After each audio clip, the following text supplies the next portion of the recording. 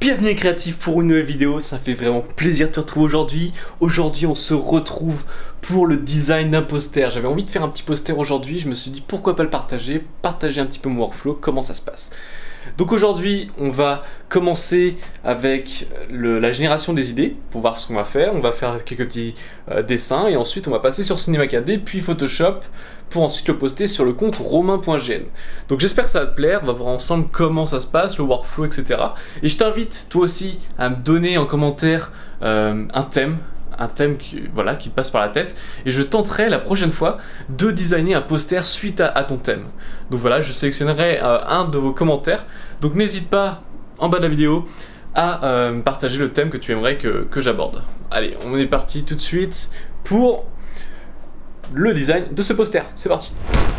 On est parti tout de suite avec le croquis. Bon, l'audio n'a pas été enregistré correctement, du coup je le refais en voix off. Donc ce que je disais, c'est que j'utilisais la technique numéro 16 de la formation, qui est de prendre des risques. Et ici on va prendre des risques de quelle manière?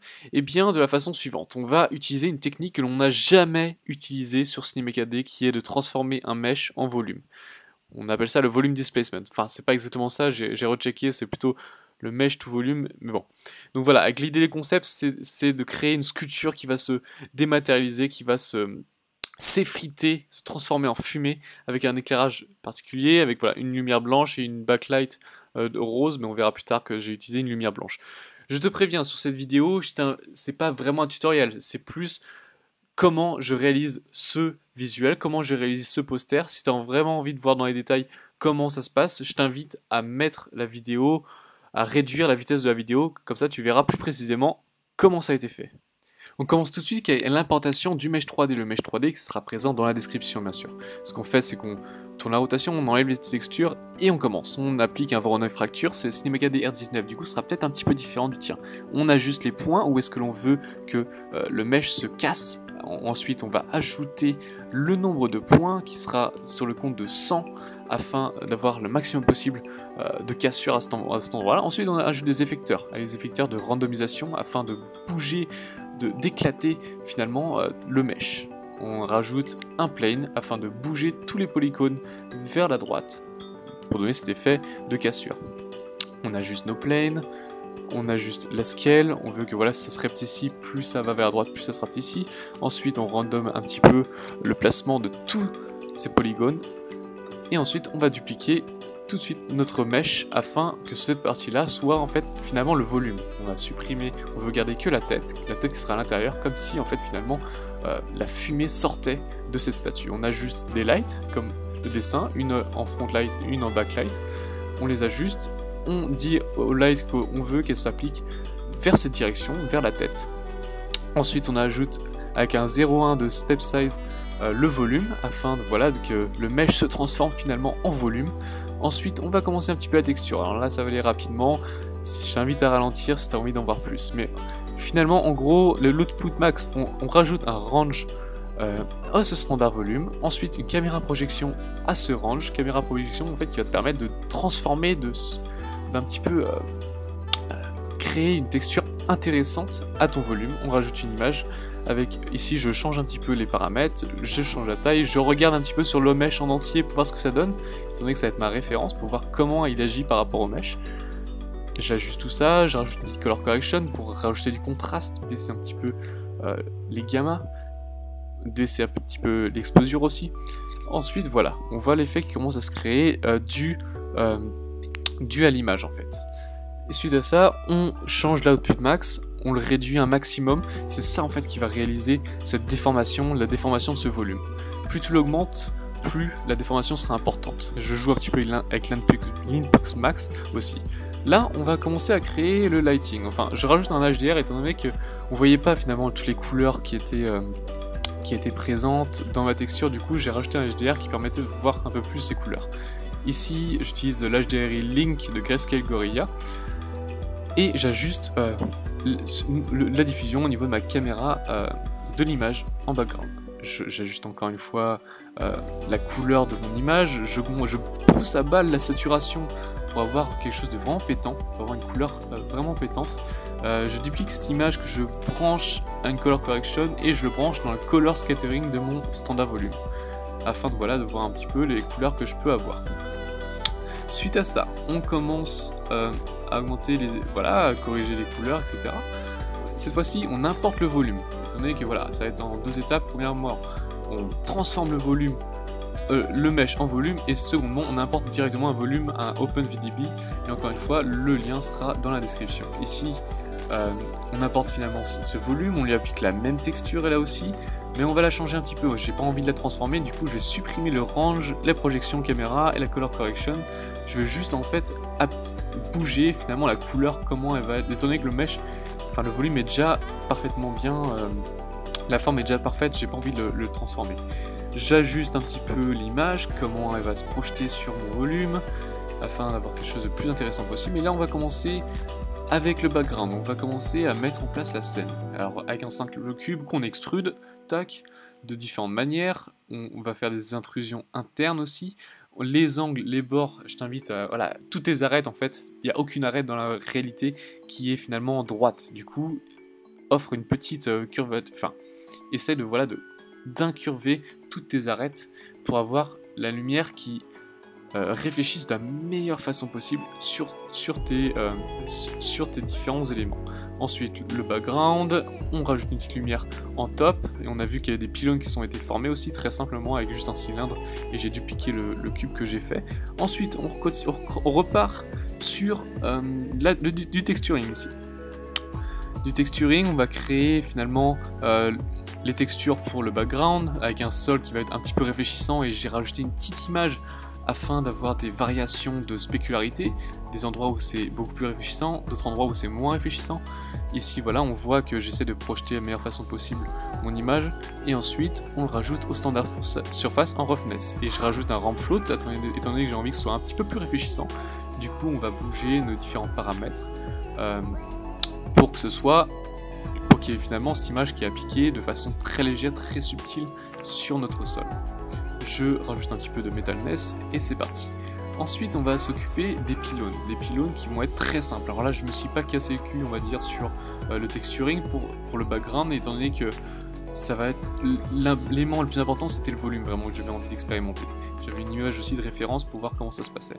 Ici c'est tout simplement une image que j'ai appliquée, que j'ai mis en bump, c'est-à-dire rajouter un petit relief, mais rien de compliqué vraiment, c'est du basique. On le place en bump 2D et ensuite on le branche en géométrie normale. Et je précise, c'est Arnold 5.0. Si tu veux réaliser ce type d'effet avec le mesh volume, c'est Arnold 5. Ensuite, on est reparti. Là, j'étais en train d'ajuster finalement mon volume. J'avais envie de changer un petit peu la texture, il me semble. Voilà, exactement. Je m'occupais finalement de la texture de la statue. Alors ici j'ai repris la même texture en fait, et j'ai juste changé un petit peu l'image, comment elle a été projetée, changer les color correction pour avoir ce petit effet d'halo vraiment sympa sur mon mesh. C'est très lumineux que je trouvais vraiment intéressant. Et c'était vraiment un accident, j'avais pas voulu vraiment réaliser cet effet, mais en tweakant un petit peu les paramètres, tu vois, des fois t'as des erreurs où c'est pas de ce que tu veux réaliser, mais ça t'offre des effets sympas. Du coup je l'ai gardé, j'ai maintenu, je l'ai appliqué sur finalement mon volume. J'ai expérimenté un petit peu, etc. Et voilà l'effet que ça m'a donné. Là aussi j'ai pas rajouté de détails comme du bump ou encore du SSS. Normalement une statue a du SSS, mais cette fois-ci j'en ai pas mis pour avoir vraiment le rendu le plus rapide possible. Et là ici on passait du Photoshop. J'ai exporté vraiment ce que je pensais utile, la diffuse, la spécularité j'en avais pas, j'ai exporté le volume aussi, afin de voilà, améliorer mon image pour que ce soit beaucoup plus clair, pour que la fumée soit beaucoup plus intéressante. Ici on voit qu'il y a des trucs un peu dégueulasses, la fumée n'a pas été rendue parfaitement proprement, du coup c'est pas grave, on utilise l'outil fluidité, non l'outil doigt, qui va te permettre de smousser tous ces éléments afin d'avoir une fumée bien plus harmonieuse et bien plus légère. Donc voilà, on est en train de tweaker un petit peu les éléments, on va étirer, on corrige les petites erreurs qui auraient pu être réalisées, on va essayer de l'embellir un petit peu cette image, avec ce nez rouge qui ne me plaisait pas. Ici une autre un autre morceau du mesh que j'avais envie de corriger, et là je crée un nouveau calque en mode incrustation, et ici ce qu'on va faire c'est qu'on va rajouter des petits points lumineux sur la fumée afin d'offrir un peu plus de profondeur à notre image. On voit l'avant-après, c'est plutôt flagrant, et ces petits changements, ces petits détails font finalement la différence. On continue. Je refais des petits changements, là j'essaie d'améliorer la fumée pour avoir un rendu le plus potable possible. Ensuite, suite à ça, on va l'exporter en JPEG et on va ensuite l'importer dans le logiciel Lightroom pour offrir différents petits changements. Là, on s'occupe de la typo avec... voilà, là tu mets ce que tu veux. Moi j'avais envie de Sing Difference, je trouvais que ça collait bien à l'image. Avec la typographie... je ne me rappelle plus du nom, je vais te la poster de toute façon, le nom de la typo, c'est pas vraiment important. Significant, et comme sur le petit dessin qu'on a fait, j'avais mis un petit chiffre ensuite. Alors P02, comme le poster numéro 02, on réduit, on va garder la même typo. Peut-être le Significant, voilà, je l'ai mis un petit peu plus épais. Et suite à ça, je le descends un petit peu afin que ce soit harmonieux au niveau de la composition.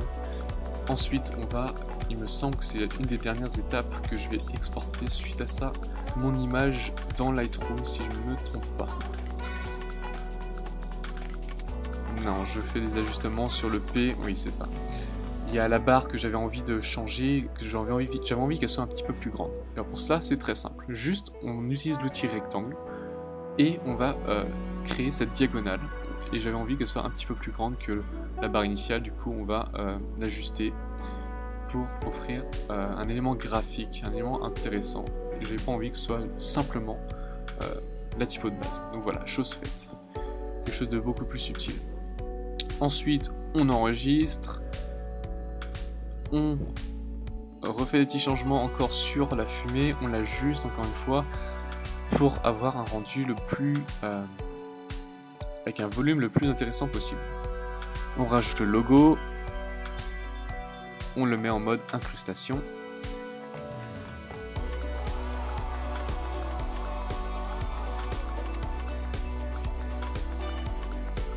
Chose faite, voilà, on exporte notre image, on la rouvre sur Lightroom, c'est vraiment pour offrir les derniers détails. Ici j'expérimente un petit peu, je cherche à voir si je baisse la clarté, comment ça fait. Ça smooth vraiment énormément, mais j'ai pas finalement gardé cet effet. Et ce que je vais faire par contre, c'est diminuer la température pour avoir vraiment ce bleu vibrant qui rend cet effet vraiment sympathique. Et ça va vraiment être la transformation majeure que j'offre à mon image. Je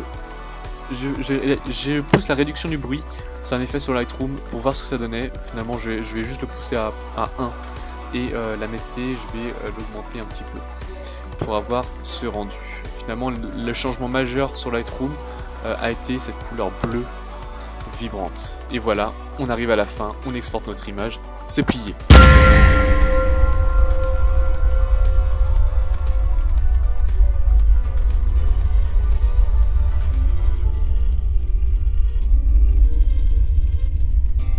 J'espère que cette vidéo t'aura plu. N'hésite pas à me dire dans les commentaires quel thème tu voudrais que j'aborde pour le prochain poster. Et dis-moi aussi en commentaire si tu aimerais que ce soit plus lent, que je rentre plus dans les détails, ou de cette manière, si ce type de vidéo te plaît, le fait voilà, d'avoir plus une dose d'inspiration pour voir comment je réalise mes posters. Donc dis-moi en commentaire, ça m'intéresse vraiment. De plus, je t'invite toi aussi à partager tes créations sur la page Facebook. J'ai partagé un lien en dessous de la vidéo, les tendances graphiques 2018, donc je t'invite à rajouter tes créations. Et de plus, on m'a proposé de créer un Discord afin que toute la communauté voilà, autour du design graphique communique entre elles. Alors j'aimerais avoir ton avis toi aussi. Est-ce que ça t'intéresse d'avoir un Discord, de pouvoir communiquer voilà, avec d'autres créatifs? Je pense vraiment que c'est une super idée et que voilà, parce qu'il existe déjà un Discord sur Motion Designer Community. Et ici je pense, pourquoi pas créer Graphic Designer Community. Donc voilà, dis-moi en commentaire si ça t'intéresse, je vais commencer à voir comment ça se passe pour créer le Discord. J'ai déjà fait quelques recherches, mais voilà, j'avais vraiment envie d'avoir ton avis. Voilà, j'espère vraiment que ça t'aura plu, tu auras appris quelque chose aujourd'hui, et surtout, reste motivé, reste créatif, reste unique.